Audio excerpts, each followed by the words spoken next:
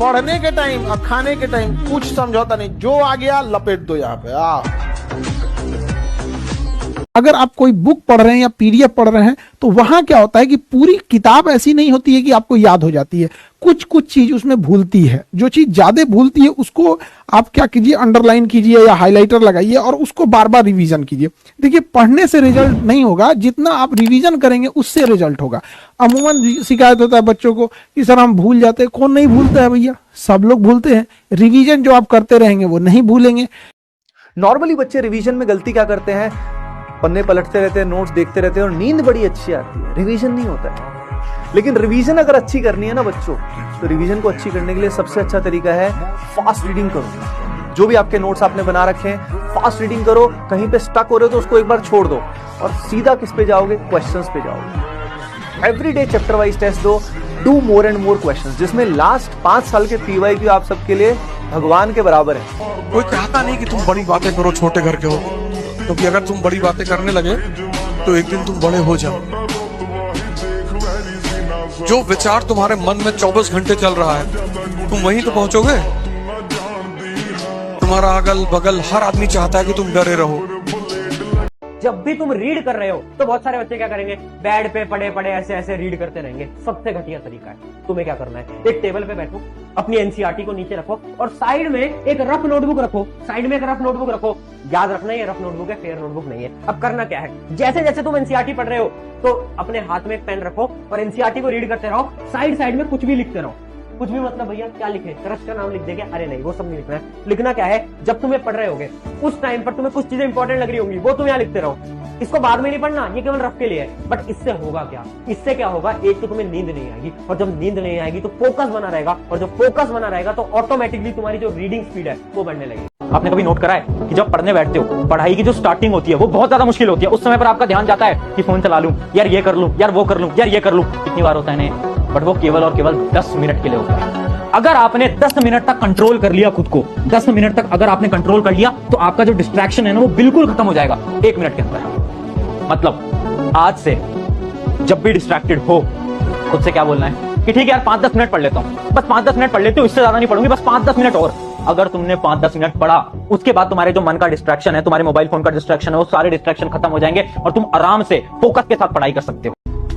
कल एक लड़का हमसे पूछा, बहुत पढ़ता हूँ पर कुछ याद ही नहीं रहता। हमने कहा अच्छा कैसे पढ़ते हो, ऐसा क्या है शेड्यूल तुम्हारा पढ़ने का?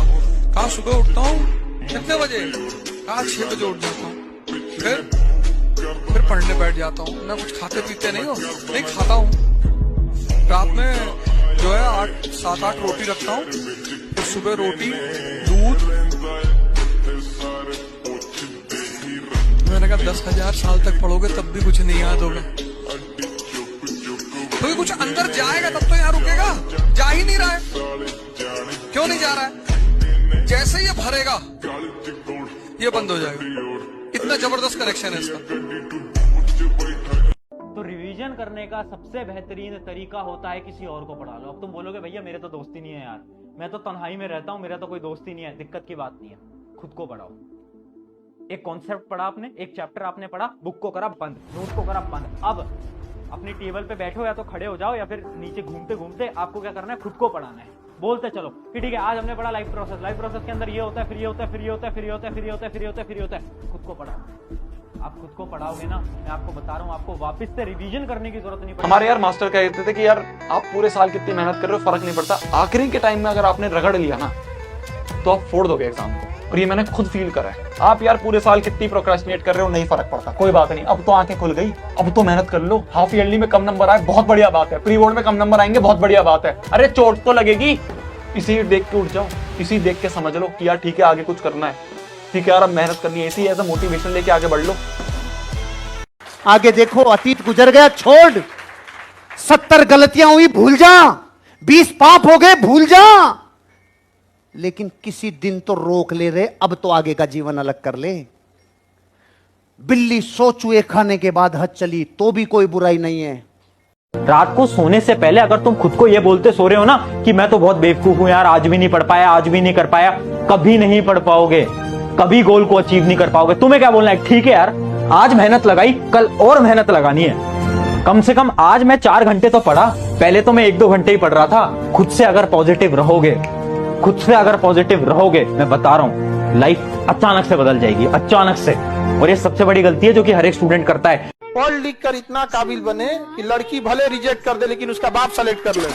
तुम लोग गलत सिलेबस पढ़ लिया, काहे लिए वहां मेहनत कर रहा है कि भाई करके दिखाना है। अभी तक ये था कि हाँ नंबर लेके आने हैं, अच्छा एग्जाम जाना चाहिए, नहीं।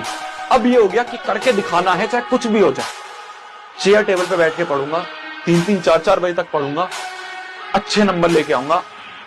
अब मेरे को ना वो प्राउड फीलिंग लाके दिखानी है पापा मम्मी के चेहरे पे।